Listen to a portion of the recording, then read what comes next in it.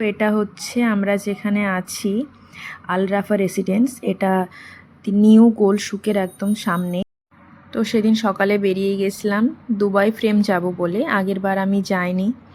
তো সৌভিক বলল হেঁটে হেঁটেই যাব, তাহলে হাঁটাও হবে। প্রায় আমরা যেখান থেকে থাকি ওখান থেকে 2-2.5 কিলোমিটার হবে। দেখো দুবাইতে এরকমভাবে জল আসে কোম্পানির থেকে। এখানে দেখো কি সুন্দর ফুলের গাছ। এখানে তো খুব একটা অন্য গাছ দেখা যায় না, বেশি খেজুর গাছই। তো সেদিন সকালে যেহেতু গেছিলাম তাই খুব একটা রোদ লাগছিল না, হাঁটতে খুব ভালো লাগছিল। এখানে রাস্তাঘাট দেখেছো কত পরিষ্কার।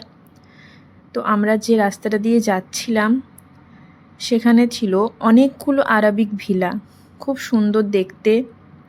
আর এখানে বাড়িগুলো সবই তো লাইট কালার একদম, যেহেতু এখানে প্রচণ্ড গরম পড়ে।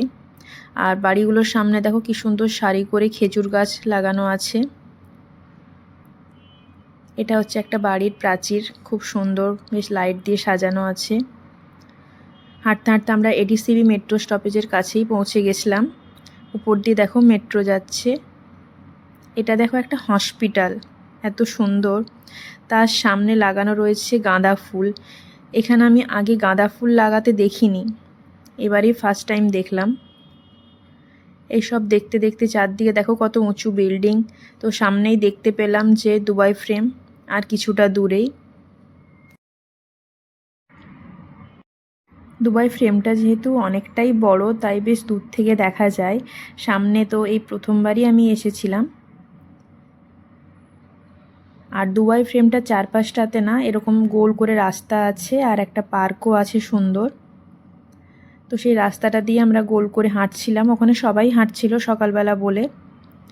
দেখো এরাও একটু এক্সারসাইজ করে নিচ্ছে, সবারই তো শরীর ভালো থাকতে হবে না, সেই জন্য। ওকে আমি বলছিলাম যে তোর গায়ের রং আর আমার জুতোর রং এক হয়ে গেছে। আরেকজনকে দেখো, এও এখানে রোদ পোয়াচ্ছিল। তো এদেরকে টাটা করে আমরা গেলাম দুবাই ফ্রেমের কাছে। এখানে দেখো কত বড় বড় বিল্ডিং রয়েছে। জায়গাটা কিন্তু খুব সুন্দর লাগলো আমাকে।